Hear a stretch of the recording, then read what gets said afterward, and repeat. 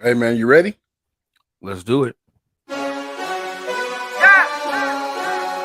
yeah, yeah. Squad. I mean, it's been turning up with her. The girl around us and she loving her. If we don't know you, don't come close to her. If you with your gang, let me hear you say squad. Good afternoon, good evening, good night. This is season 5, episode 2 of the Read, Talk, and Listen podcast. I am your host, Nick Reed, along with my brother and co-host, Trey Reed. How you doing tonight, man? Bro, I'm good, man. Just another day, another dollar, man. You know how I go. Yes, sir. Yes, sir. Another day, another dollar. Definitely only Wednesday, but it seems like this week is going by stupid slow. Monday and Tuesday took forever. Today was another long day. It just seems like this week, man, it's just creeping on by. Man, that's it. It felt like that to me last week because it was a short week. And then this week I got like a bunch of stuff, like a bunch of meetings and stuff and conference calls, and it's like constantly waiting, like, when this conference call gonna start, and it's like make the day just drag on. Exactly, man, and we hate it. And plus, right now it's that time where everybody's really tired of winter. You ready for the winter really to be over, for the snow to be gone if you got it, for the cold weather, the cold, rainy, dreary days to be out of here, man. And we're ready for that sunlight to be beaming. So right now, just that time of the year where it's kind of like just slow. Like everybody is a little bit past their New Year's resolution, right?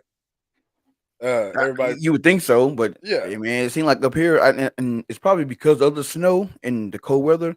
But it seemed like here everybody is still kind of like going to the gym. Gym is crowded. I get up yeah, at yeah. four I mean, thirty. some people, but the people who are still going right now are gonna go. Not up here. It won't die down until probably about end of But March, that's beginning of just because. April. But you got to think about this as a die down. Some of the die down reasons is not because they're quitting working out. Some of the die down reasons is because when the spring gets here, kids' sports are going to start back up. You True. know what I'm saying? Or like the popular sports for the most part. Yeah. And so you're gonna be doing that. You're gonna be traveling as a mom. You're not gonna be at the gym. Or you're a dad. You're coaching the team now, so y'all practicing twice a week, and then y'all got games. So that's 3 days a week that you know you're gonna be doing something. So I think the die down from the gym is not necessarily from it. I think the people that are still going right now, where we at, the 25th. If you're still going on the 25th, I think you're gonna make Man, I say wait till middle of March. I mean middle of February. it. He said, "Wait, he said I'm middle of I'm I'm February." telling you, bro. Middle of February, that's when they start falling off for real. Yeah, a lot of stuff happens like that, man. But I think uh, with the fallout, when people start falling off their New Year's resolutions, or they're just not getting off their New Year's resolutions, I don't even know where this conversation is going. Where do we get off on the New Year's resolution? You said something about people are falling off on resolutions, or people still steady at it, and I'm like, yeah. You said they falling off. I said no, they still going at it here. Oh yeah, so you threw me off. That's your fault. Blame Trey again. Oh, man, but what's been going on with you, man? What's new? What's new with you? Man, I so this week I started my 45 hard, and man, it's it is truly a journey or a battle between, like, it's a mental and physical battle with yourself, and man, it's kicking my ass right now. Go ahead and explain what that 45 hard is. All right, so 45 hard is a program that was created by this guy named Andy Cellophane or something like that, and basically for 75 days, you try to create a habit, like Yeah. a real strong habit. And basically, what you do is you work out twice a day for 45 minutes. You got to drink a gallon of water. You got to follow a diet. You got to read 10 pages of a book, and no alcohol or cheat meals for those 45 days.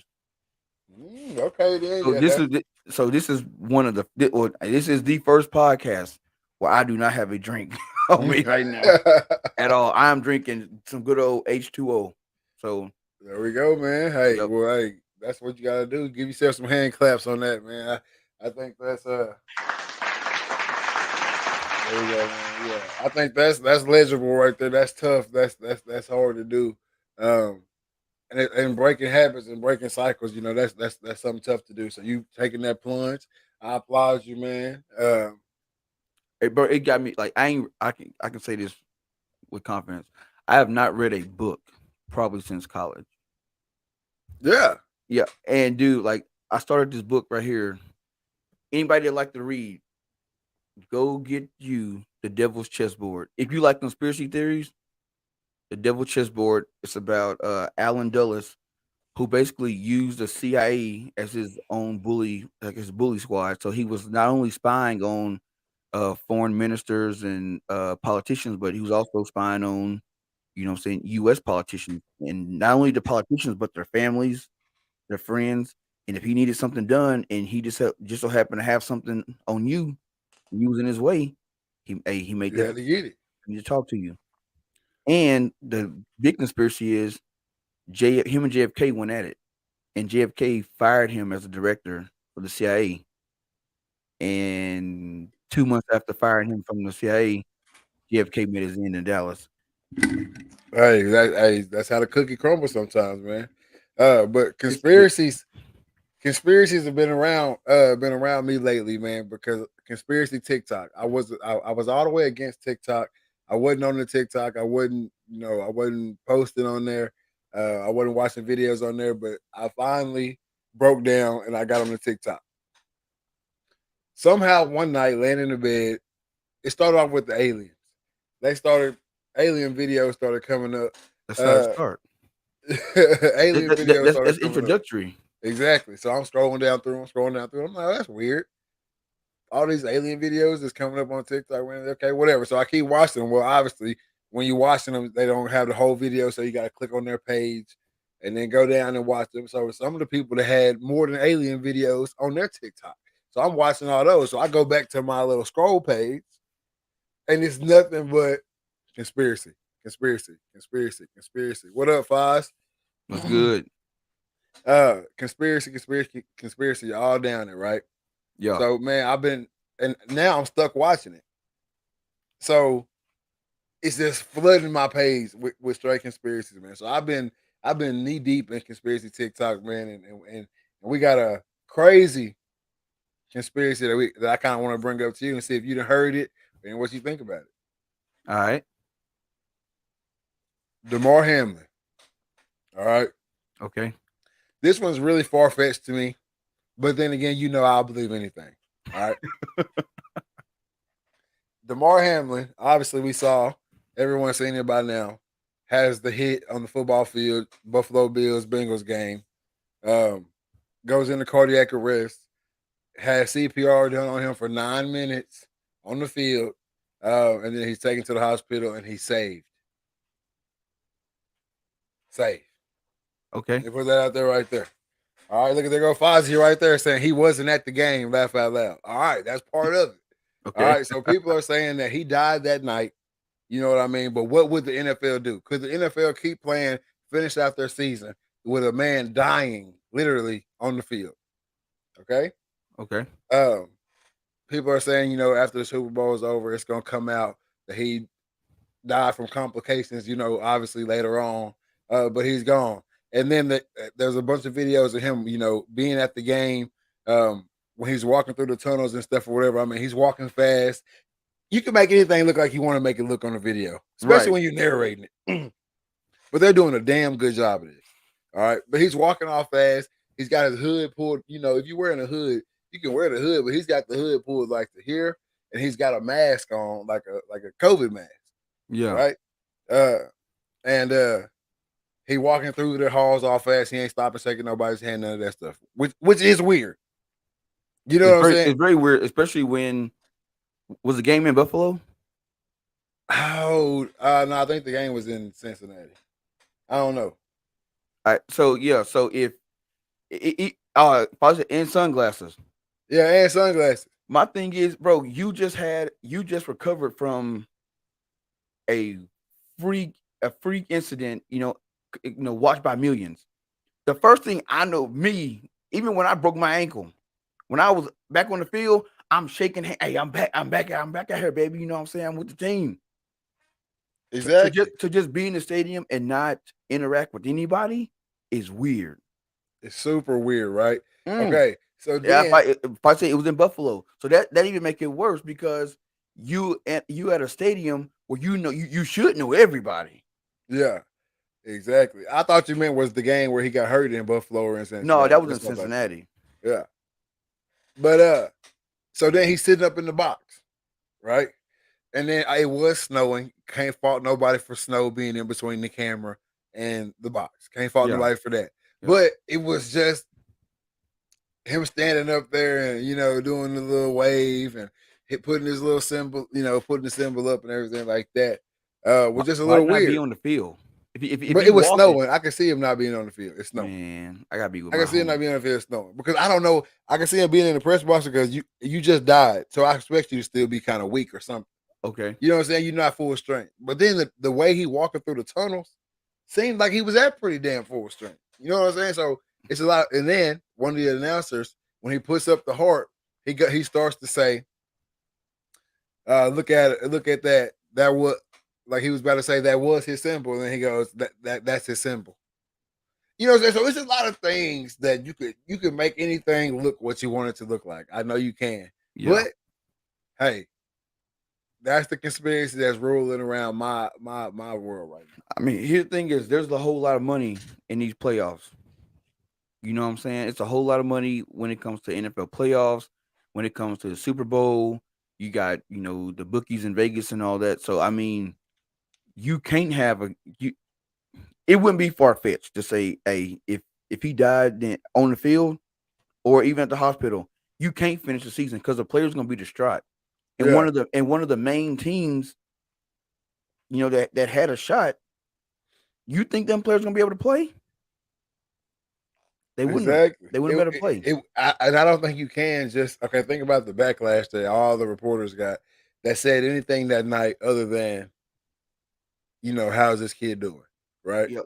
Like if you said anything else other than that, how crucial they got on you. If you cared about football that night, you were ridiculed, right?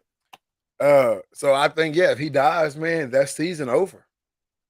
You know, so they had to do something. Even if he did die, I hope he didn't die. Obviously, guys, Right. that would be tragic. But then also, I had this conversation today at work, and this is the question I asked to everybody who says that he's dead and it's a conspiracy and all this stuff right here. Ask yourself this: how much money would it take for you to say that your child was still out here walking and they was gone? Or your brother, or your nephew, or your uncle, or your whatever. How much money would it take for you to go along with this conspiracy? Go along with this facade. It ain't no amount of money because That's what I'm saying. You can't act that out. Like you can't pretend. You put that to the side. That's what I'm saying. That's why I think this one is Mythbusters. It's myth busted. It's been because busted. That I just can't see that. Now it's some sick people in this world. That's money hungry. And we're gonna talk about that later. You know what I'm saying? It's some sick people in this world that's money hungry. But I just can't see there being a dollar amount for somebody's mama to go along with that sick prank, basically. Yeah. I don't know. But y'all let us know what y'all think, man, in the comments. Let us know what y'all think on the Damar Hamlin. We'll come back to it if y'all got something to say about it. But I don't know, man. Conspiracy TikTok has been running through everything on my phone, and they probably they listening now, so it's gonna have some turn more up tonight. Yeah, it's gonna turn up on you. I don't know, man. I hope the young buck is still still with us, and that was him in the stadium, or maybe he ain't critical. No, if he's still in critical condition, he gone. But maybe that was him in the stadium, and everything it's just too many moving parts because you got nurses at the hospital that they're gonna end up telling if it was. You got a whole lot of people it's too many loose ends. Fozzie said, I think he's alive, but he wasn't at the game. Possibly. What comes along? I just don't know what comes along with dying. You know what I'm saying? Like, you die for 9 minutes, get brought back. Are you? You know what I'm saying? 5 minutes with no oxygen is brain damage. Yeah. You know what I mean? So I don't know how all that works, but um, since we on the NFL, man, we're gonna keep it on the NFL. We got the playoff picture, man. First of all, let's talk about last week. I can't let you get out of here without it. I I figured that was can't. coming. I can't let you get out of here without talking about last week, even if it's just for a little bit. But what you see out there? Because we talked about the first week of the playoffs was amazing. Yeah. Every bit of it, you know, from This first week game was a to the last. dud, man. It was just, especially in the NFC, it was just a dud. Like the Giants went out there and got swacked. Jalen Hurts looked phenomenal. I But mean, that's what I can't say about that game. Even though the Giants did not look like I thought, you know, what we typically see from the Giants in the playoffs. right. I think you could just that game was admirable just by watching the Eagles because you don't normally see in the NFL a team just outmatched. Especially this is their third time playing this year. Think about that.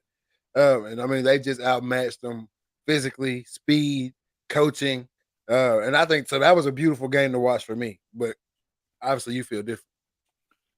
Yeah, I mean, because I was expecting the game like, I like Saquon Barkley.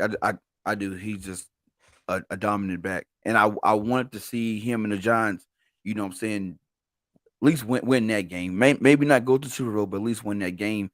And I love like stats. And when you look at the stats with the Giants, whenever they get that wild card spot, they end up not only in the Super Bowl, but they end up winning that joker. You know what I'm saying? And I was like, keep that shit going.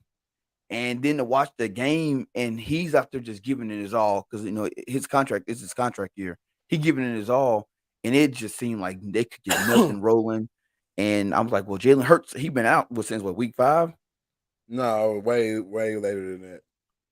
Oh, well, so he been out for a minute, but then to come back and it's like he never missed a beat. Like timing was perfect, standing in the pocket strong, conditioning good. I mean, he was just phenomenal. Then you watch the Kansas City game, you see what's his name go down, Mahomes, and you're like, this is a wrap. And then what's his name? Not I forgot his damn Don't give me name. the excuse me. Don't give me the line. He played at Michigan. I can't think of his name right now. If you know the backup that came in for Mahomes, let me know in the chat. But he comes in 97, puts together a beautiful 97-yard drive, and I'm thinking, well, damn, Mahomes ain't got to come back in. Yeah. But then he comes back in and tries to do the whole Byron Leftwich thing, and I mean, you can obviously tell that his ankle is done, and they keep playing it off as if he's gonna. Chad Henne, boom. They keep playing off like he's gonna play this week, but he's not. There's no way he can play this week. I played on a busted ankle. Yeah. And the way that he was running and trying to put pressure on it and hopping off of it reminds me of my injury. It is more than a sprained ankle, but they have to bring him back. I realized they had to bring him back out there because if not, and you got Henne playing the rest of the game, you got what you call it, Cincinnati over there with the Birdman hand rub. It's like, oh, it's a wrap, baby. We got this shit. It's in the bag. Mahomes is done. So That's facts though. But he came back in. They capped that game off, and it was just like, and this week's game was kind of for me anyway. Yeah, the Kansas City game was it was straight. It was straight. Anytime the Cowboys can take an L, I'm loving it. You know what I'm saying? Great day.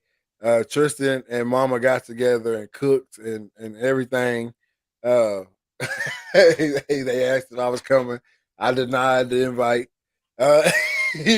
Just in case I would have slipped up and won. I didn't want to be over there in that. But I done got my phone calls in. I done made laps. I ain't seen no Cowboys jerseys because that's really where I'm going with this. The Cowboys, in my eyes, this year was like Donald Trump. You know what I'm saying? Like I don't mind that you're good, but your following I need you to go.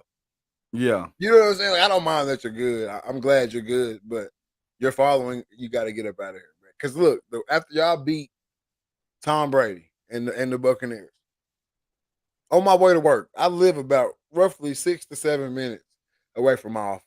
All right. I saw 4 Cowboys jerseys from here to work, and I stopped twice. All right.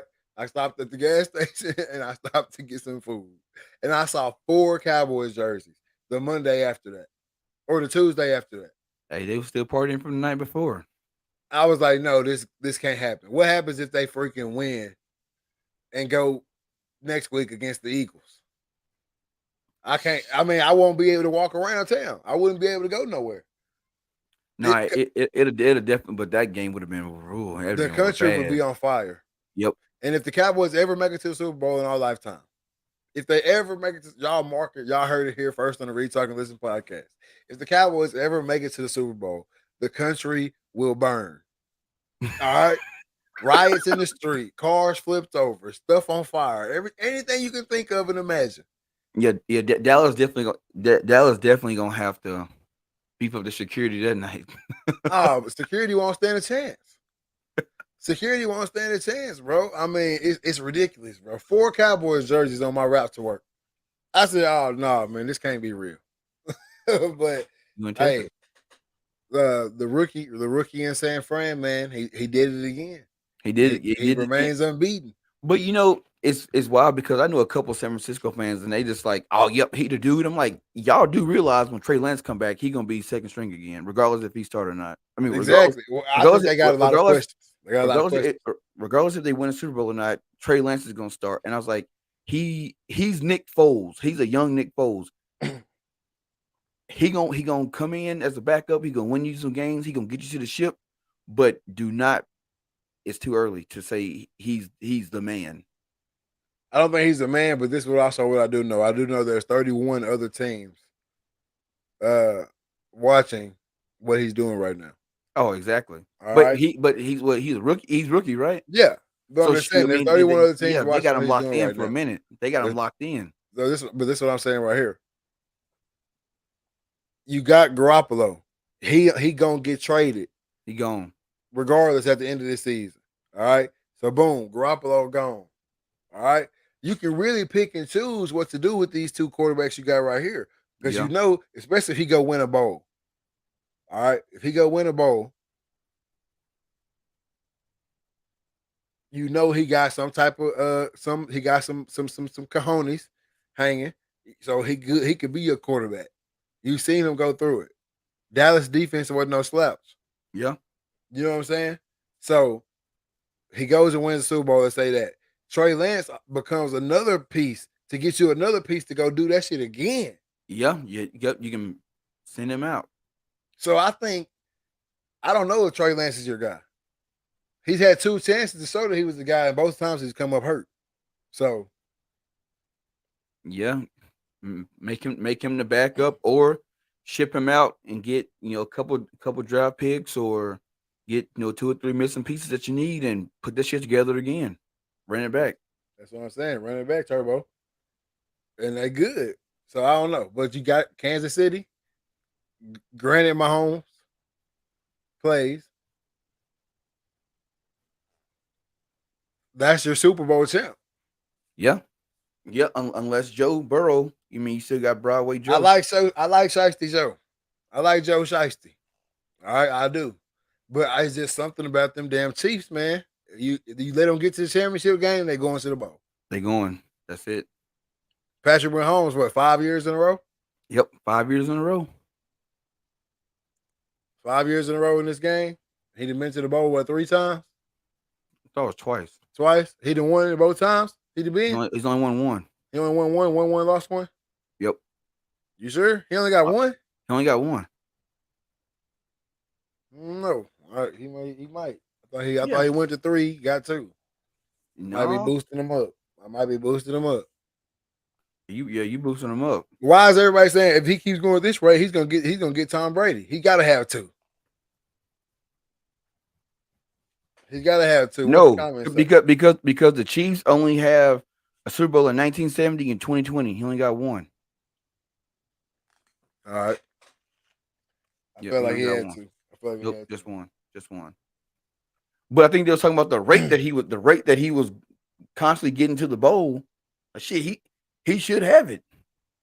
Yeah, he should have it. He might get it, man. So what you got for this? So who you got this week anyway? I got Philly over 49ers, and I'm just gonna Chill say out, Cam. Chill out, Cam.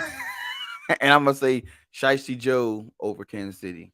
You got Shiesty Joe. I got Philly and Kansas City. I'm just straight up with it. Philly over San Fran. I just want to see that. I like Jalen a lot. I like Jalen Hurts a lot. He cold. The road go through Philly. Like it's the championship is gonna be won or lost by Philly. San Fran can say the same thing. The road go through San Fran. They've been in it. They've been in it, but I'm telling you, dude, the way the Eagles looked, nah, nope. Yeah, the way the Eagles look, they look good, man. But some people say that's just because it was the Giants. I don't know how much truth there is in that. But hey, speaking of Saquon, because you brought him up earlier, I think this is something that needs to be said because I think a lot of people miss this. Saquon started off the year really, really hot. Yep. All right. They offered him in week 3. They offered him 3 years, $32 million. All right. Okay. This is like a covered up story right now. 3 years, $32 million. They do not come to terms on the 3 years, $32 million. Because he balling, right? He like, right. Shit, I'm finna get Zeke. Yep. I'm finna get 990 or 590 or whatever. He was gonna get big numbers, he thought. Second half of the season didn't go so well for Saquon in yards and touchdowns. So now he had to agree on a 3-year, $13 million contract.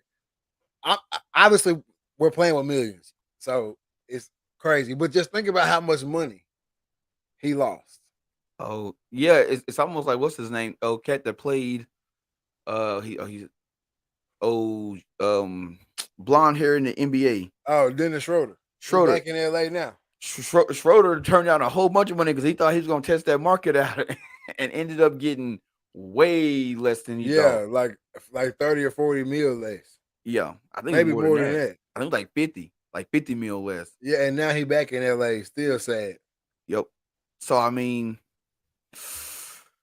whew, I don't know. You say, Joe Burrow is 3-0. It's 3-0 by the Chiefs. Just saying. Didn't they get beat by the Chiefs last year? Nope. No, they beat them. Yeah. They beat them. Joe Shiesty went to the bowl. So I don't know. We'll see. I like Joe Shiesty. I just like Kansas City way more. I'm just ready for the bowl. Period. I can tell you what bowl I'm not ready for. All right, and that's the Pro Bowl. Man, I probably won't even watch it. But no, I'm not gonna lie. I was gonna give it a shot this year, and then I found out it was flag football. I'm like, what are they doing?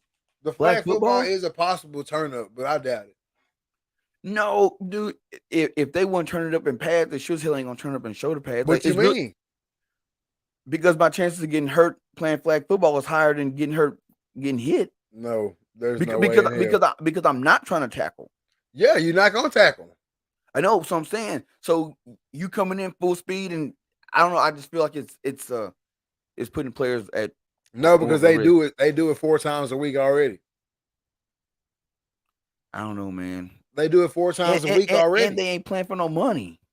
That's my thing too. They need to go back to the old school and put that money on the line, not for the charities, but for the winning team or the MVP or something. They need to get that bread, and that's gonna make them play harder. But with the flag football, what I'm saying is it might turn up because with the flag football, you're gonna get more time to see Justin Jefferson go up on top of somebody's head. You're gonna get more one-on-one matchups with the receivers versus the corners, receivers versus safeties. You know what I'm saying? You're gonna get that type of stuff you want to see.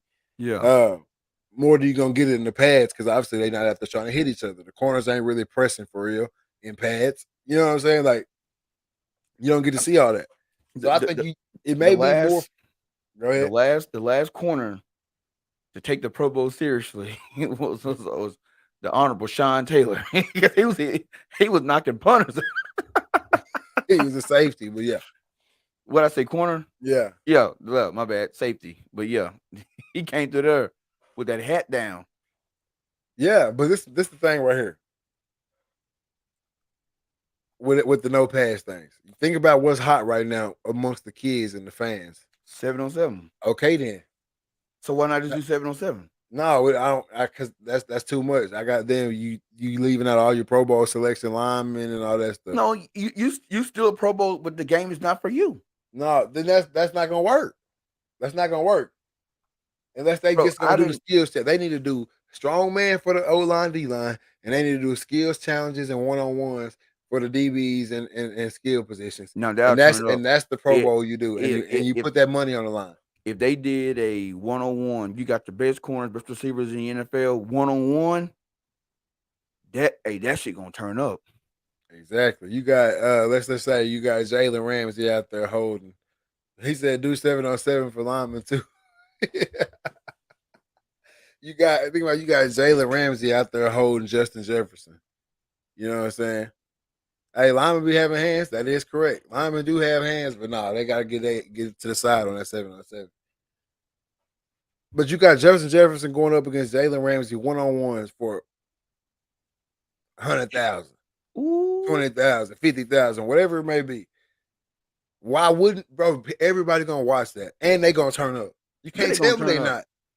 And the amount of content you gonna get, bro. I'm telling you, man. NFL, hit us up. You know it. We got it. It's a way to do it. It's a way to turn it up, bro. But nobody wants to really turn it up. I think everybody's fine with it because the NFL knows they're gonna make what they're gonna make on it, regardless. Yep, regardless of the fact the stand's gonna be packed. Yep, you know what I'm saying. Like regardless, however they do it, hell, they can go out there and just stretch. We're gonna stretch. Pro Bowl stretching.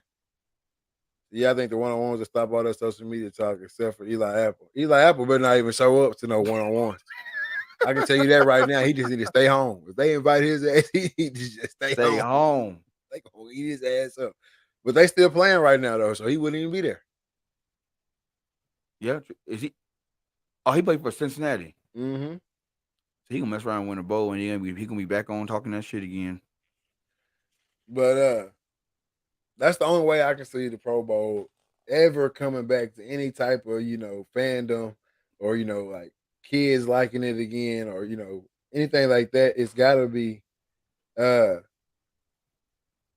be something worth watching. Like back then when I went out to Arizona, we sat around one night and we were just watching old dunk contests and skills challenges or whatever.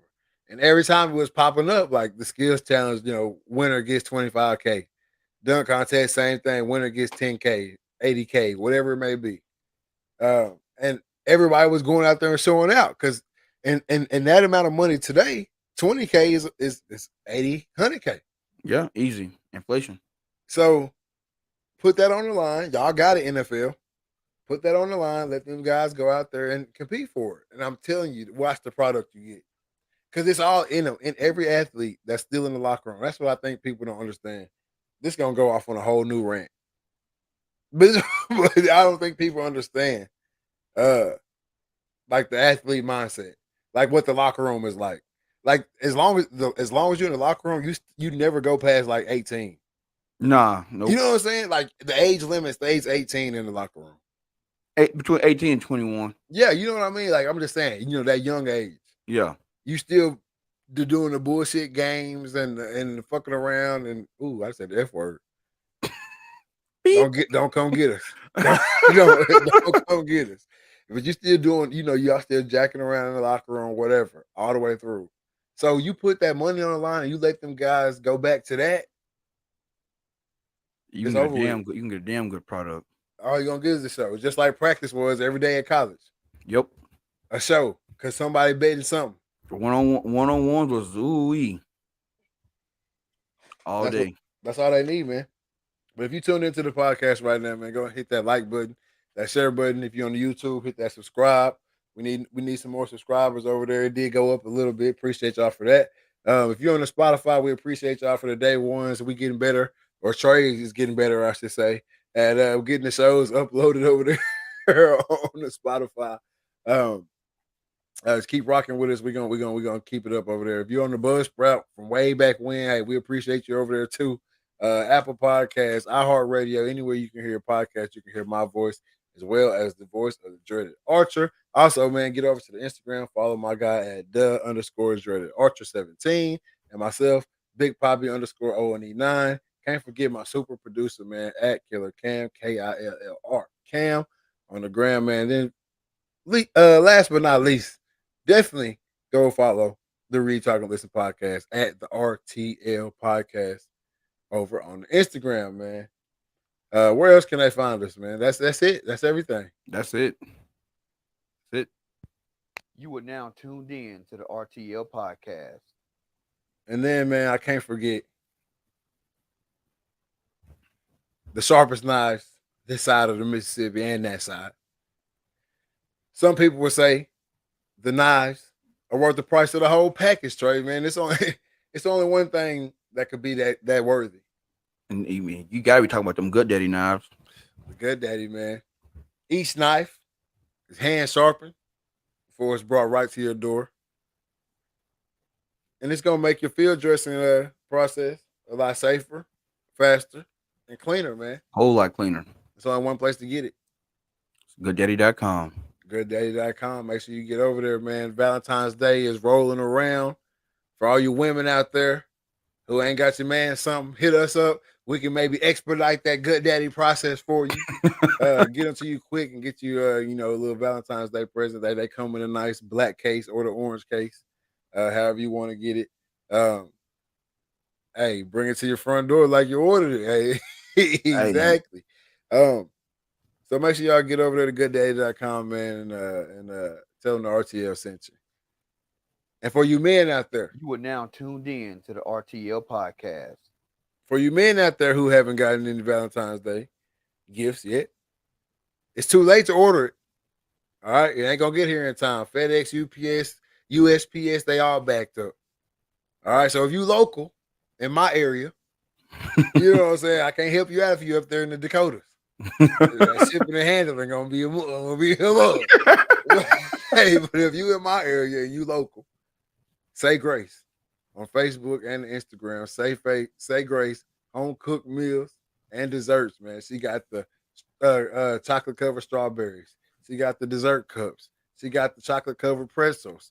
She got the bottles of sparkling juice. All right.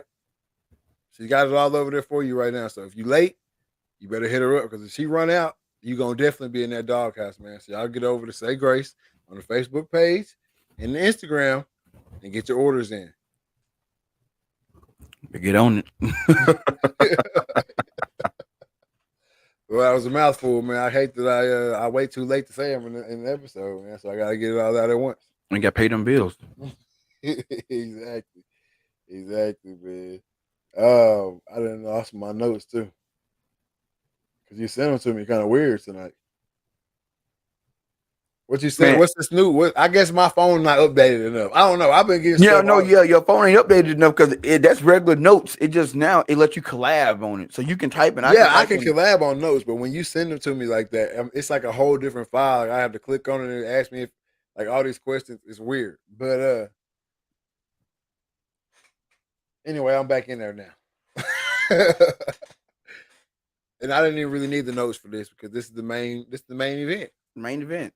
And I hit you up about it earlier, and I was like, man, I know you seen what's going on with the legend Ed Reed at Bethune-Cookman. All right, and you was like, yeah, I heard about it. I was like, no, you got to go watch the video. Yeah, because I know you sent me the letter that the Ed Reed Foundation wrote, and I'm like, what? Like, because I thought it was in stone. Yeah, and it's like, nah, they want to part. Well, they want to part ways, but the Bethune-Cookman made it sound like he wanted to part ways, so he had to come out and spit them facts on him. Yeah, he had to come out and nip that in the bud, man. In the video, it make you tear up a little bit, no cap, because you can feel what he feels about the kids. He made a lot of promises to a lot of parents. I'm taking over here. Come here. This the new wave. I'm about to do Jackson State 2.0. Here at Bethune-Cookman. All right. But once he got there, obviously the facilities were what we've heard, maybe even worse than what we've heard, I guess. Um, couldn't even get his office cleaned. Couldn't get stuff for the kids. Couldn't get proper practice gear. Couldn't get proper practice facilities. Couldn't get proper practice even playing surface. Um, as stuff keeps coming out, man. So So it's rough. and it it's sad because if you have been rocking with the RTL, you know what I'm saying, since season 2, we've become big advocates for HBCUs. You know what I'm saying? Like let's get them up there with the Power 5 schools. You know what I'm saying? With the big D1 schools because Yeah. they're D1. So why don't they get the same coverage? We've been preaching that shit since season 2. We in season 5 now, and we wanted to believe, especially when Dion was there, that everybody was going to get on board and it was going to be on the up and up. But it seems like since Dion got there, shit was coming out, but he was keeping it, saying at bay. But then once he dipped, like the floodgates opened up. And you start hearing all this stuff about what was going on. Him getting robbed, his son's getting robbed, money not going to where it said it was going to go. People not holding up the end of the bargain. Yeah. And then you would think that once that came out, then you ain't got to worry about no more NFL stars trying to go coach at HBCUs. But then Uncle Ed come out and said, no. Hey, I want to give back to Bethune-Cookman, you know what I'm saying? And he puts in for the head coaching job. At the time, I thought he had got it. I thought it was, like I said, set in stone. Yeah. But then, I guess going back and forth, they didn't want to clean his office. Said it's full of trash. Then some of the facilities and buildings, they're hoarding trash. And he got to come out of his own pocket to get the trash removed. And then he also had to come out of his pocket to pay for recruits to come to campus because the school doesn't want to give the money to bring in recruits. Exactly. And so there's like a lot of truth to what was coming out in the midst of the whole Dion situation. Exactly. There's a lot of truth to what was coming out, stolen money, higher ups. We don't care if the football team is good. I'm pulling up to my office in my safe parking spot with my name on it every morning, in my Benz, in my Range Rover, in my BMW, in my Audi, whatever it might be. I'm not really worried about empowerment. Right. In the least. You know what I'm saying? Like, it sounds good. But if we do that, then I can't do this. You know what I'm saying? And so it just brings a lot of light and a lot of truth to what was being said. But the Ed Reed situation, man, it's crazy because I watched the live. I watched the live. Like, I watched the live while it was live. I didn't go back and watch it on YouTube and have it clipped up. And I watched the live as it was going live. Right. And it was crazy. The conditions was terrible. Yeah, the conditions were trash. They were tragic. I mean, your local high school right now, wherever you are, your local high school is competing with the Bethune-Cookman facilities right now. Wherever you are. Yeah, wherever. From what I saw, anyways. Exactly. And I'm gonna come out and say, hey, I was upset with Prime leaving, but if the conditions was like what Ed Reed dealing with, hey, I apologize, bro. Hey, for real though. Hey, I apologize because you can only do so much. Exactly. It's all about like how high can I climb? Yeah. You know what I'm saying? Like, if there's barriers, that there's gatekeepers apparently in this HBCU world. And I hate to hear that, and I hate to have to say that. But there's gatekeepers in this HBCU world that are stopping the progress and the progression that these guys like Dion and Ed Reed and Marshall Falk and Eddie George, what they're trying to do. These guys are being basically stiff armed since it's football back down the mountain. And then Eddie George and Marshall Falk are way more soft spoken than Dion and Ed Reed, so we know they're probably going through these same things too. But they're not gonna say nothing. Exactly. Yep. So, hey, we're gonna play this video real quick. This is Ed Reed announcing to the team that he basically is dipping. Fair use. Fair use. What we started doing, young man. Motherfuckers. Yeah, I curse. And y'all done heard curse words before. And they got parents in here. You know I don't want to leave. And like I told you, I want all these recruits. But they got some corrupt people in this world, some evil people that don't care about kids like I do. So I want y'all to hear the truth from me. I ain't withdrawing my name. I got the receipts. They got all kinds of stuff going on around here, hoarding these buildings with nothing but trash in them. You understand me? And Dion was right. And I know I'm right. And they got some people in here who be snitching to their ass. And I work amongst Judas as Jesus walked with him. And I ain't have a problem with it. After playing and what we started. So basically, he's telling the team, like, you know, not only did I have to come out here and pick up trash, but I had the players picking up trash. You know what I'm saying? And that video was kind of cut short, but he goes on to say, hey, I came out of my pocket and gave Miss Julie, and I guess Miss Julie must be like the recruiting coordinator or set up the events, whatever. Yeah. I gave her $2,500 or $2,400 to get y'all here, to get the recruits here. Exactly. And I got parents who I promised I'd be here. They kids committed. You know what I'm saying? I'm not gonna be here. And now I'm not gonna be here. And I don't have the power to get them to go somewhere else. I don't have the power for them to decommit and go somewhere else. And if you go and you look this up on YouTube, because there's a ton of videos, there are students protesting right now at Bethune-Cookman. They're saying, "Hey, it ain't just the sports facilities. We got mold in the dorms." Yep. I had to throw clothes away because I got mold on my clothes. Yep. Growing. But then you got the president of the school saying, "Well, you know, we're a Christian school, and him cussing on that video is not what we want."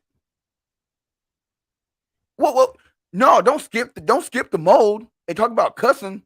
Damn cussing. Exactly. Cussing is the least of your words. Yeah, I don't like, we got partnerships with Disney and ESPN. No, scratch that. It ain't about that. These kids came to Bethune-Cookman. Football, student, whatever you there for, a band, they came there because they want to get an education, a safe, clean education, and be around they people. And you can't even give them that. You can't even give them that. It's like family business that's supposed to stay in-house. However, none of us went to HBCUs, but we all got colleagues, associates, went and kicked it at one. It's different. We won't know unless we attend undergrad at one, right? But if janky business at PWIs, then we all know one outside, and those inside know firsthand what's going on. Do is still do. Do is still do, even if it got sprinkles. I don't care how they try to serve it. Hey, that's true. But I think it's time for the in-house business to come out the house. Yeah. Because in-house, they can cover too much up. If we keep it amongst ourselves, they can cover too much, or we look good on the outside. You know what I'm saying? You know, because it's people that graduate from Bethune-Cookman right now. Maybe somebody who graduated from Bethune-Cookman will come across this podcast. And they know everything we saying was going on when they was there. But I guarantee you, when they graduated from there, they walked across the stage. They yell Bethune-Cookman. They yell, "I went to HBCU." They yell, "HBCU is just as good as the PWI." They yell, "You know, you can get everything done at an HBCU that you can get done at a PWI." And they walking proud with it. And I don't think it's bad that they are. But I think it's bad that you went through that and you like, okay, I got my college degree now. I can carry myself in a certain way, but you didn't go back and you know what I'm saying? You didn't go back and help the situation out the school. Quincy said, "I'm so proud of y'all, fam. Like, we appreciate it. Appreciate it, fam. We appreciate it." But yeah, I think because we do know, like you said, we all got colleagues. We all got people we know that went to HBCUs. We all and we know how they carry themselves. So why not go back and make that a reality? I'm not saying it's a front, but I'm just saying it's a little different. It's a little different light. You shedding a little different light on it than what really was going on.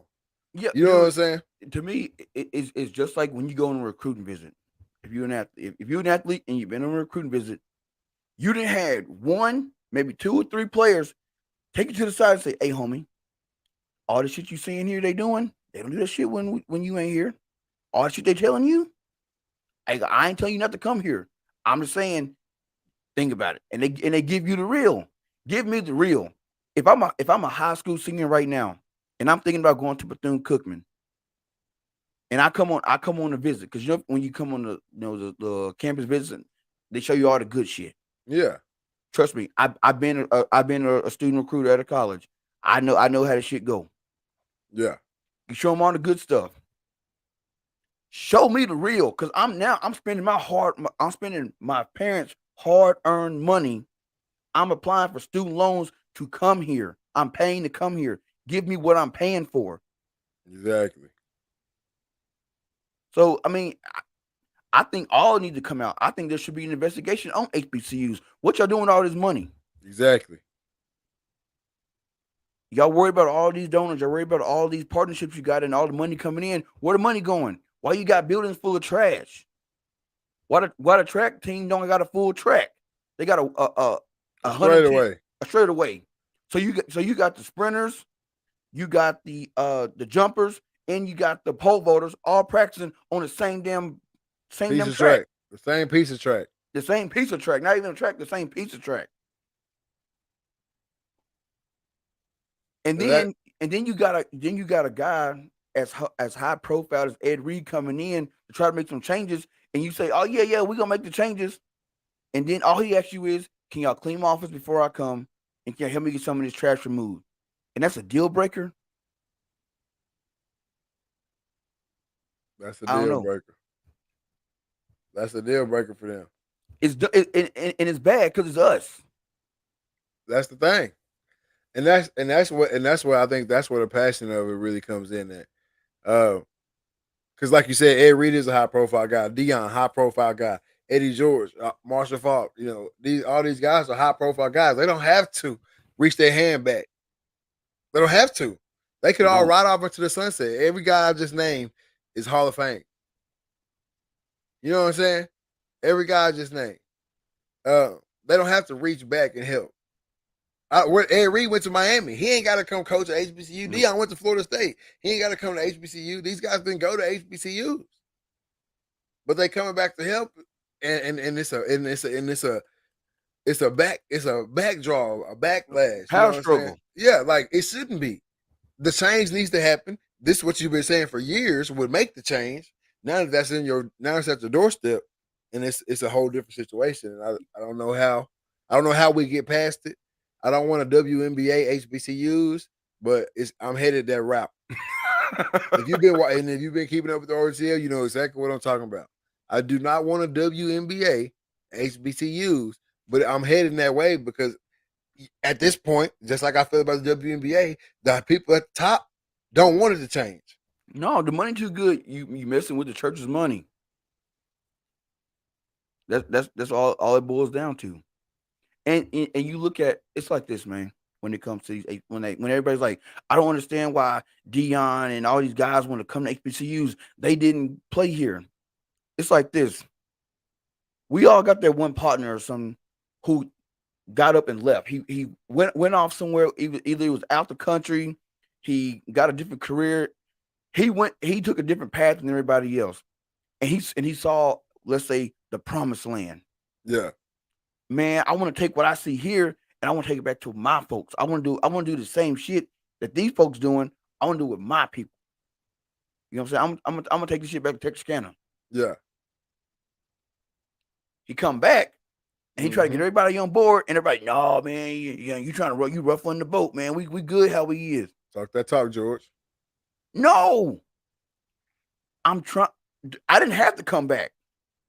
I can say where I was because I was good. I was making my bread. I didn't made my bread. Now I'm trying to take what I didn't learn and try to bring it back. But for some odd reason, we say we want it because it sounds good. But then when, like you said, when it's at your front doorstep, nobody want it. Nobody want it, man.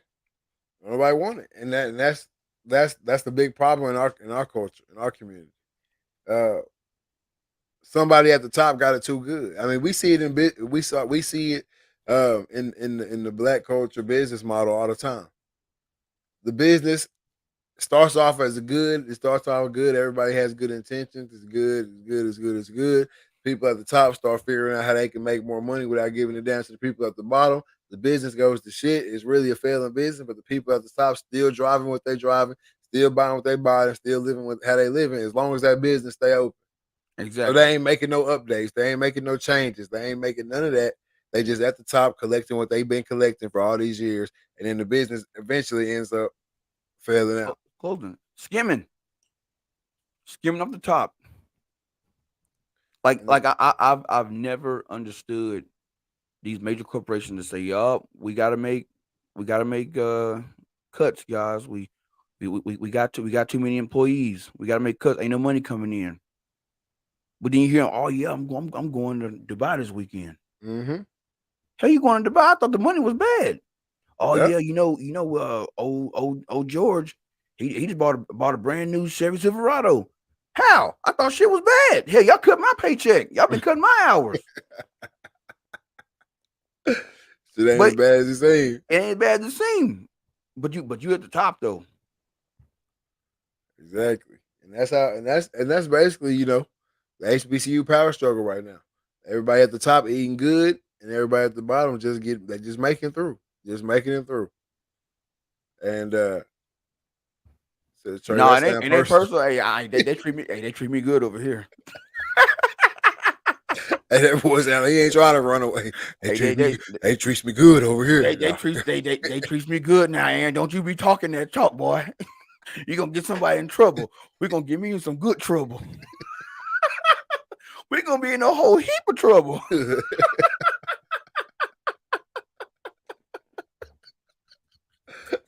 Hey, homie, he cleared that up quick.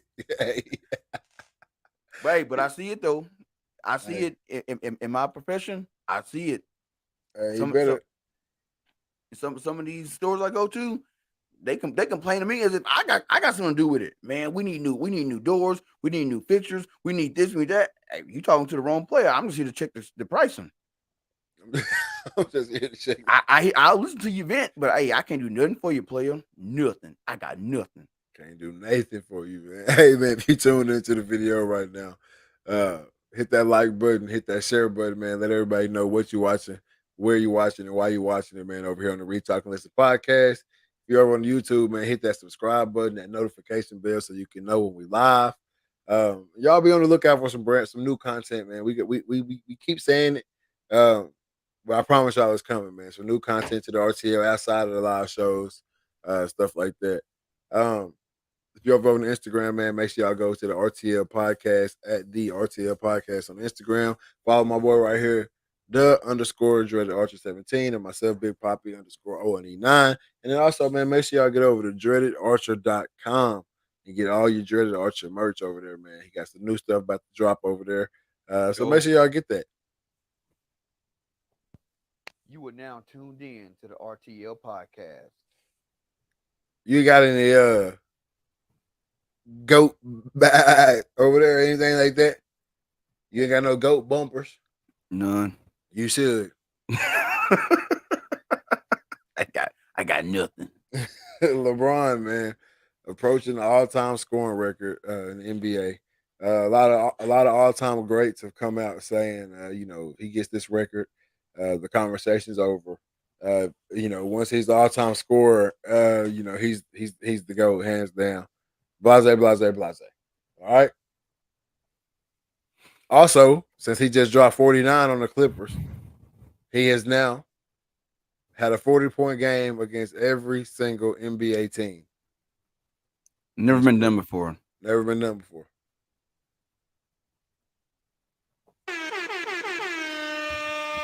We in the show right there. The GOAT, I don't even gonna get into the GOAT debate, but the GOAT debate has been over for me. Anyway, but I think this is just another notch on it.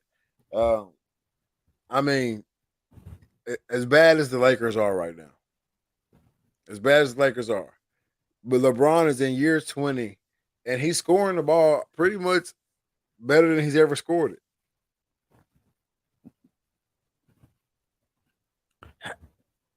Year 20. And year 20. In year 20. And he's in a run for a scoring title. It was like the third or fourth. So I'm saying, yeah, third or fourth, bouncing in between there and scoring. And then I think over in like the last 10 games, he's averaging like 35 or 36, something like that, some ridiculous number. But I mean, guys are scoring the ball all over the NBA this year, so it's going to be tough for him to get the scoring title.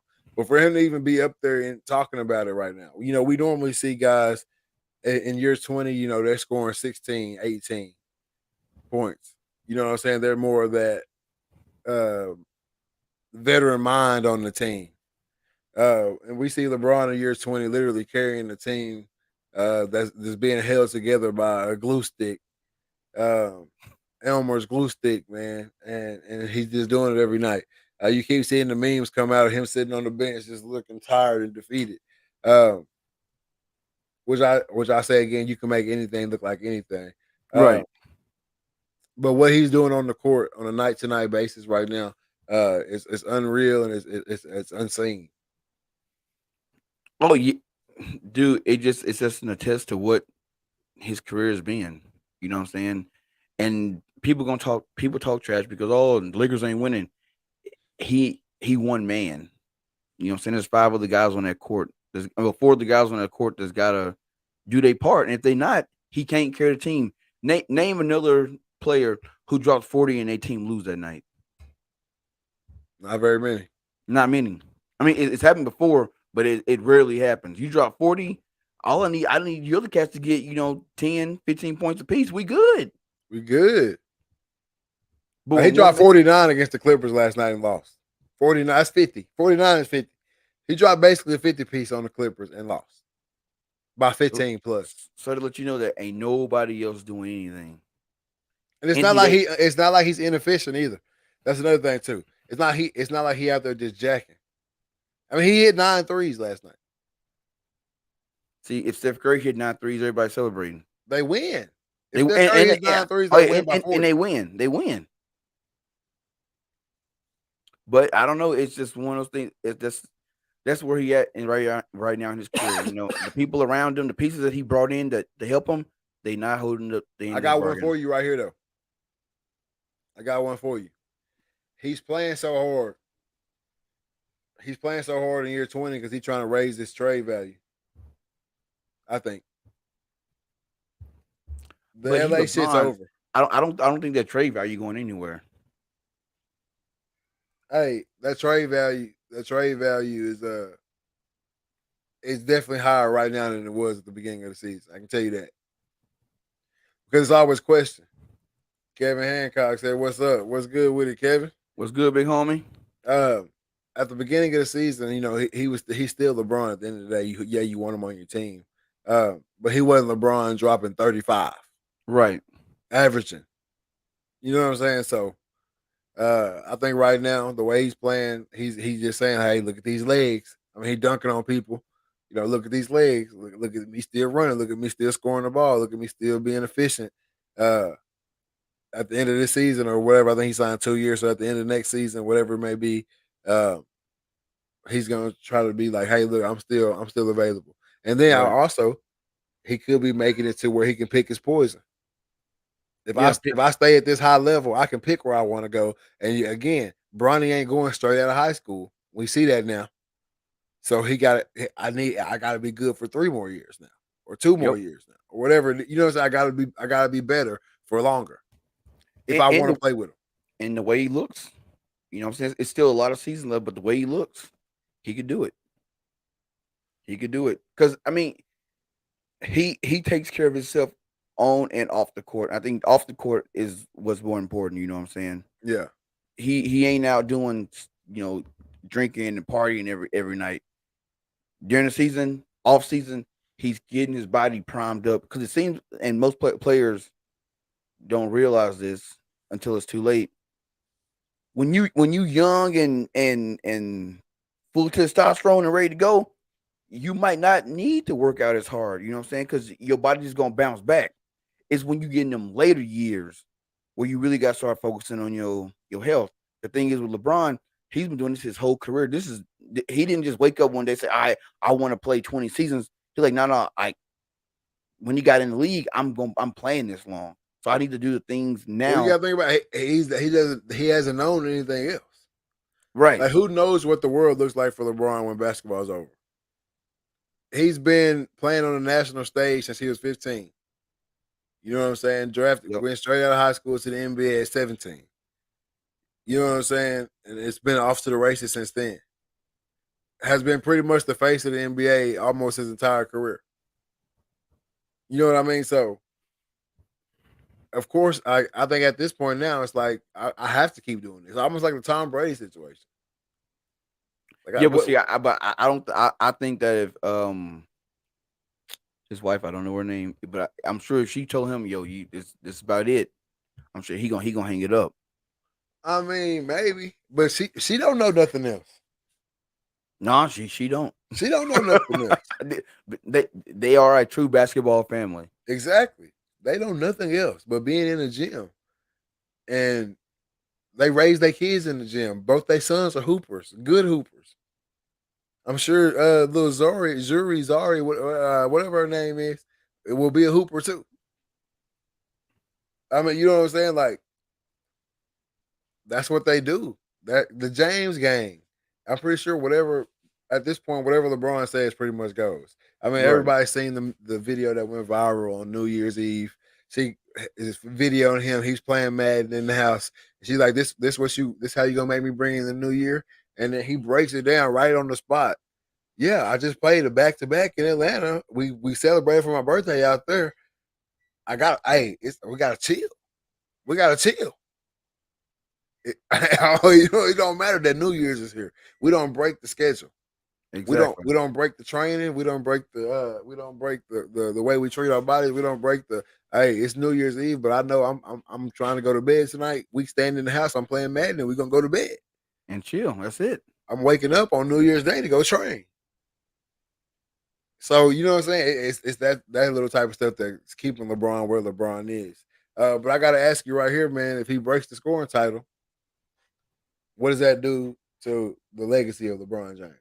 It cements it. He will be. I mean, people are still gonna say, "Oh, Jordan's the man," but if you're a person who's true to yourself and you speak that real, you'll say, "Hey, he the man." Yeah. There's no doubt about it. He's the man. He came in. He's done stuff that no player in the history of the sport has ever done. That makes you the GOAT. There's a lot of people who hadn't done a quarter of what LeBron James did, and they're still considered a GOAT. Yeah, one of the GOATs. So if you got somebody who's doing stuff that no one's ever done in the sport, they've made lists for him because we just never seen nobody do this shit before. Yeah. He the GOAT. That's what it boils down to. We can't talk about championships because there's people that's got way more championships than Jordan. They don't get the GOAT talk. Facts. So we gonna put it to bed tonight. It's over with. Yeah, we're gonna put it to bed tonight. I agree, man.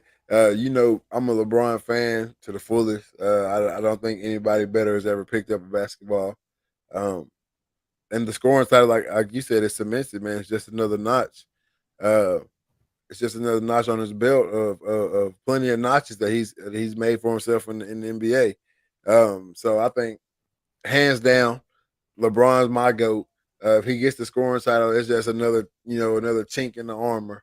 But I think especially if he wins another title, because now title contentions are so far out of sight for the Lakers and him that it's ridiculous. But if he could win another title on top of this scoring, having the overall scoring title, I think some people will flip. Yep. We'll have some LeBron haters flip over to the side, to the good side. I even think another MVP. Yeah, another MVP, but it's gonna be hard because they're not winning. Yeah, that's what I'm saying. Like, they have to be winning to get the MVP, which is kind of crazy, but that's another story for another podcast. We got to get the MVP. Your team's got to be winning, so I don't think he can get an MVP. But man, let's talk about the Dreaded Archer, dreadedarcher.com a little bit, man. Dreaded Archer clothing, man. When can we expect some new heat coming out of Dreaded Archer, man? New heat. Oh man, I would like. I got some designs that I want to drop like right now, but I'm not satisfied with the person that makes my prints. All right. So either I gotta keep working closely with him and get the designs to where I want them, or I gotta find somebody else. So if you know somebody who can do cool heat press prints, let me know. But right now, this is the guy that I got. He's done great work in the past, but it's something about these images that he just having a hard time with. So we working on it to get it fixed. But once we get it knocked out, I mean I want to drop some heat before the summer. You know what I'm saying? I want to get it at least before attack starts. I want to have all You that. definitely need something for attack because gotta walk in that thing. Gotta walk in that thing suited and booted. I'm telling you, and I don't know. It just we didn't film tech like we should have filmed it this year with all the reactions from people and stuff. But I'm telling you, this tech, it's highly anticipated. Like it's gonna be big. All of them. So I'm going to a couple this year. I even got my boy Joe and my boy Stewart down in Alabama. They were like, "Yo, we gotta go to Big Sky. We gotta go to this. We gotta go to this one." I'm like, "Shh, let's go. Let's crank it up. Let's Crank get it up. Let's go. Oh, So but the film, yeah. Yeah, so I want to get all that stuff out by tech, and I want to have some with me because we be on the mountain. Somebody like, hey, I know you. Hey, here a shirt, here a hat. You know what I'm saying? Rep it. So Exactly, man. it's gonna be, but some heat, some new heat is coming. Definitely want to get some designs, and if you are a designer, hit me up. I love to do some collabs and bring some new drip to the hunting world. Hey, speaking of that, working with people and all that stuff like that. Somebody we worked close with a few months ago, I guess, on our new little little profile pic on Facebook and stuff like that. Hit me up on or on Instagram and said, appreciate you for using me, and I've got a bunch of business from people. So hey, whoever what of my friends or whoever's close to me that she would link us to be a mutual friend on Instagram, whoever reached out to her and used her, hey, I appreciate y'all, man. For sure. Anytime we can use, not somebody that's super mainstream or somebody that's getting started and it ramps their stuff up. That's always a big deal to us, man. So go ahead and get the people some hand claps, man, for going over and using Miss Phoebe Watson. For sure. But man, my favorite part of the show, I gotta have that mental health checks. I don't know, you've been working out of town and working with your boss and all that stuff, so we ain't been having our normal conversations, man. So I need to know what's going on with you, man, physically, man. You staying in shape.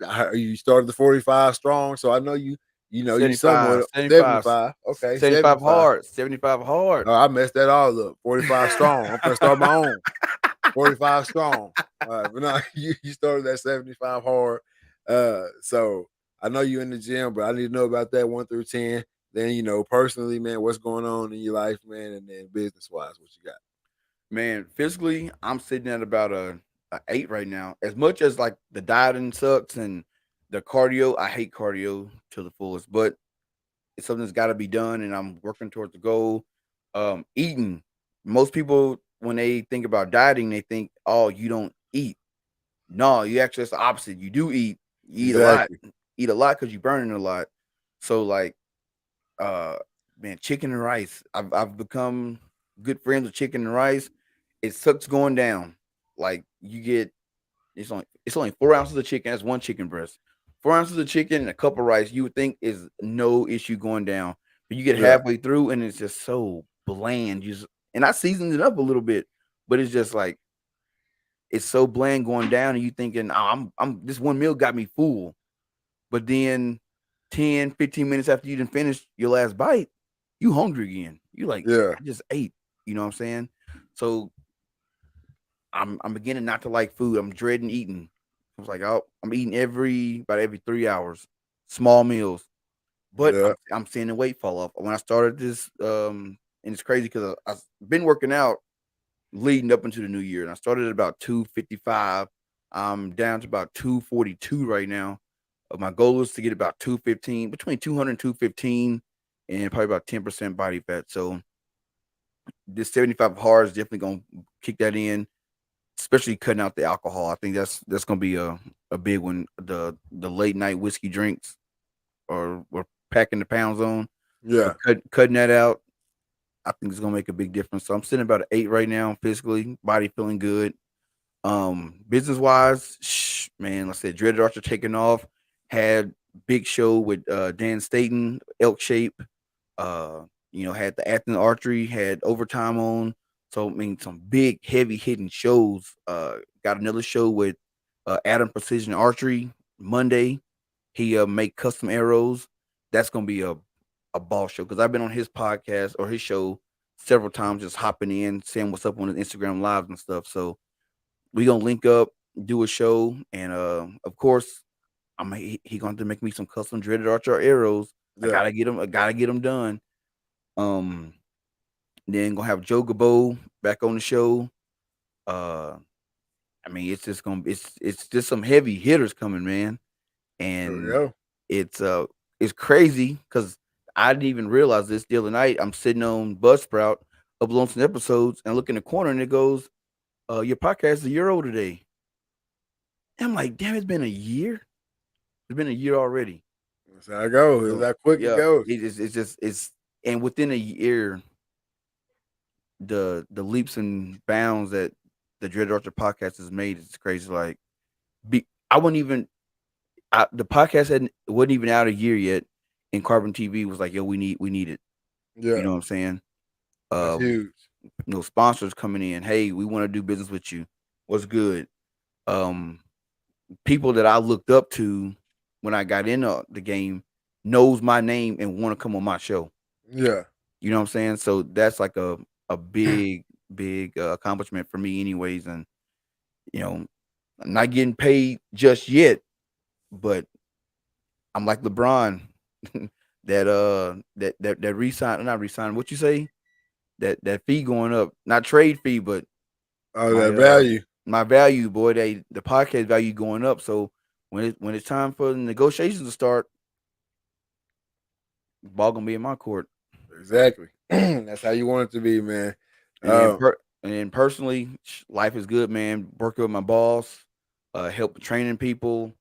We got some cuts coming. People be moving around here next month, so I could be getting a phone call saying, "Hey, you still gonna be in Sioux Falls?" Or, "Hey, you've been doing a good job these last few years. It's time to move you on. So we need you in a place of leadership." So, yeah. We'll see. It comes. That'll be towards the end of February, beginning of March. So we'll see. Hey man, that's what you want to hear, man. Hey, progression is always a good thing. But for myself, physically, man, I've been, I'm at that point right now where I'm like, you know what you got to do. Yep. And so it's just that time. It's time for me to get back to it for real, man. It's just I've been have my head just dug down deep in this and the pictures and the videos. I sit at this desk more often than I probably should. But I've just been on it, man, because we've been talking on the phone, we've been saying all this stuff like, man, we right here, like certain people liking Instagram posts, following on Instagram and stuff like that. I'm just like, okay, that's the theme, that's the clout you need. That's that's the connection that I needed to make, and now they following me. I didn't even go after them. So I just been head to the ground, man, working, man. I can do that later, but later is now. So you know what I'm saying. So it's just time for me to get back on it. But man, I still feel good every day when I wake up. So I'm gonna give myself a 7 or a 7 8, on the physical scale. I still can do whatever I need to do. You know what I'm saying. But it definitely is time to get right. Personally, everything is flying by right now. Already almost through basketball season, baseball season about to kick up. That's crazy. I know it's flying. Everything flying by right now. New stuff at work. Starting a new show tomorrow. Matter of fact, a new show at work. Stuff like that, man. It's rolling, man. Everything at the house is good. The girls growing up, getting bad, but it's good. You know, it's crazy around here. Uh, can't complain, man. So I give myself an 8-9 on the personal, and then business wise, like I just said, work, work, work, work, work, work. Uh, Dreaded Archer is doing what he's supposed to do. Read Talk and Listen podcast, man. We still rolling season 5, second episode, man. Can't wait for some more guests to fall through. Um, and man, Read Talk and Listen merch coming soon. For sure. Can't complain over there. Can't complain at all over here either, man. So 8-9 on the business life as well, man. I'm just doing it. Man, that's all we can do, man. It's just do it. And it's crazy because you know, you get it started in your head and you like, you know what I'm saying, I'm not gonna pursue that. But then you start certain people cross your path and they start saying the same thing that you were that you thought. Yeah. Same thing you were thinking. And you like, is this a sign? You know what I'm saying? And it's just wild because you know, mama always tell me like, you know, if something meant for you is gonna be for you. But when the door open, you gotta run through it. Yeah. Because once the door closed, you don't know if it's gonna open up again. And it's like I'm becoming a bigger believer in it. Cause it's just like, you know, talking with Elk Shape. He was like, man, he goes, I started elk hunting and that was what I wanted to do. Yeah. To the point where he goes, dude, I was quitting jobs to go elk hunt.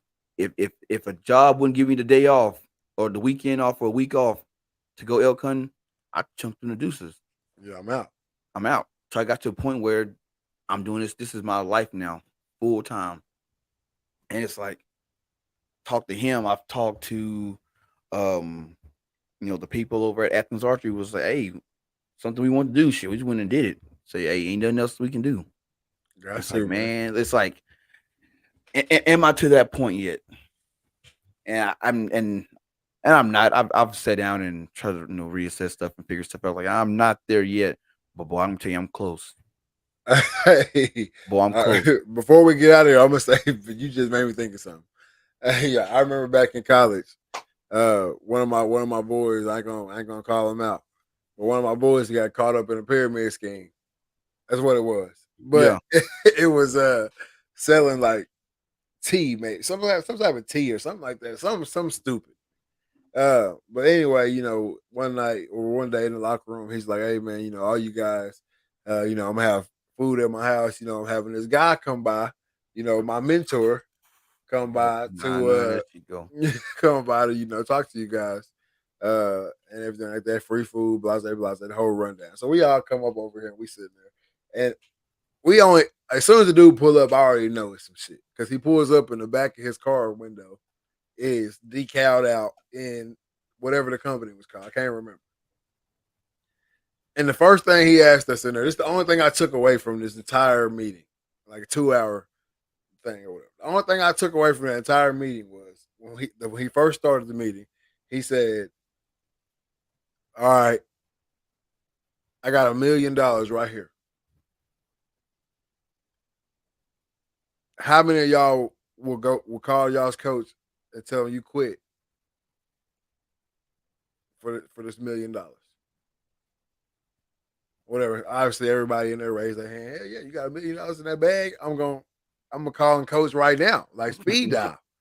I ain't gotta touch the field again. I'll go buy the field. You know what I'm saying? Like it's mine. Yeah, obviously, yeah, or whatever. And so he opens up the fucking box. Oh, I said the F word again. He opens up the freaking box, and it's the T in the box or whatever.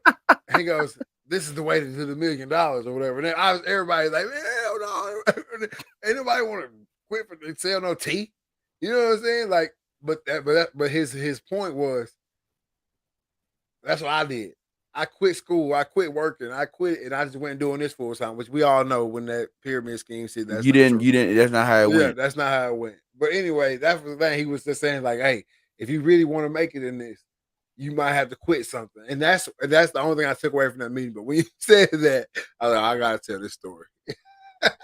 Hey, I done been wrapped up in about 4 or 5 pyramid schemes. Not in them, like while I was in it, but when you get stuck in the meetings. Oh man. I even had a cat because he was like, "Hey man, you know, I just moved to Sioux Falls and I'm trying to get a Bible study going with you know, some young black men. Would you like to come and be one of my leaders?" So I'm like, "Shit, yeah." You know what I'm saying? I said, "I'll come." I say, "Hey," I say, "I'm actually," and that was like right around the time why I like started like, you know, rereading, you know, reading the Bible, read my daily devotional. So I'm like, "Hey, this is a sign." You know, Mama told me to get back in the Word. I get back in the Word. And this dude just hit me up like, not hit me up, but I ran into him at the gym. And he wants to start a Bible study with, you know, young black men in South Dakota or in Sioux Falls because ain't a lot of us. So I'm like, hell yeah, I'll be a part of it. If anything, not for the if I don't get into the Bible, at least I can be a mentor to some of these young black dudes around here. Man, I showed up and it was a damn Amway meeting.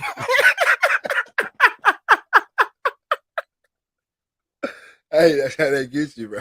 That's how they get Hey, I'm gonna tell you how what threw me off because yeah, you know what I'm saying. When black guys around here, we got to stick together. We got to stick together. I'm like, I feel you. I show up and there's a white dude in the beginning. I'm like, I mean, I ain't tripping about it, but you said it was for young black guys, and this old white man is getting in here to start speaking, and then you get to talking about something. You guys heard of Amway, and why I put my head down. But you know, some of them young cats, they ears perked up. I'm like, it ain't what y'all think it is, man. I did, my boy. You're gonna have a garage full of that shit. But I said, yeah, but I got nothing to do that. I said, hey, player, you told me it was a Bible study. Well, man, I was just trying to, use my sales tactics to get people here. I said, boy, you better stop playing with the word. Yeah, before your shit gonna fall through. Exactly, gonna fall through.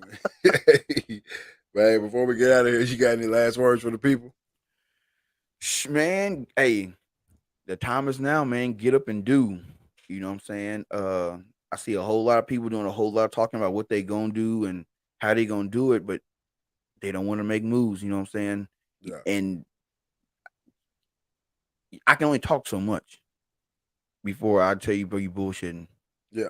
You know what I'm saying? So get started now. Stop trying to wait till everything is perfect. Stop trying to, I'm gonna do this when I got this, but I gotta get this. No, you don't need all the fancy shit at first. You don't need it. You can start with. We start this podcast with no more than $200. Facts. And you might be like, that's a lot of money, but not between two people. It's not. It's a little bit. It's no money at all, especially in today's economy.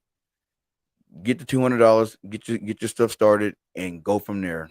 You know what I'm saying? You might have to make some sacrifices. You might not have to.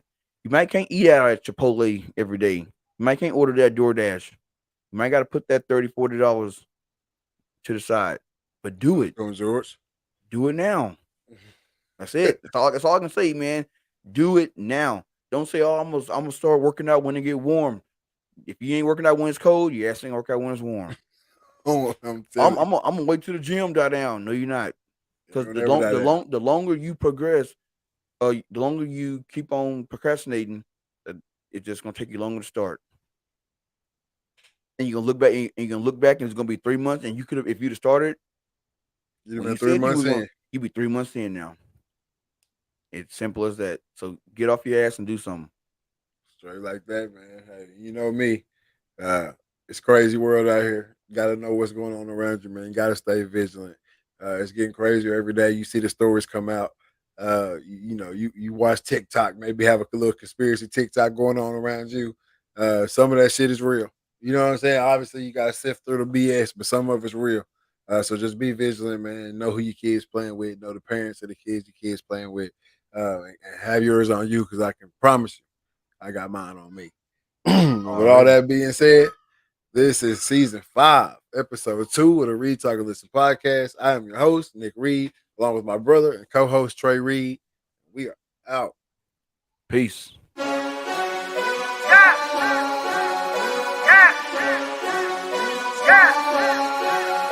What? I mean, it's been turning up with her. The girl around us and she loving her. If we don't know you, don't go close to her. If you with your girl, let me hear you say.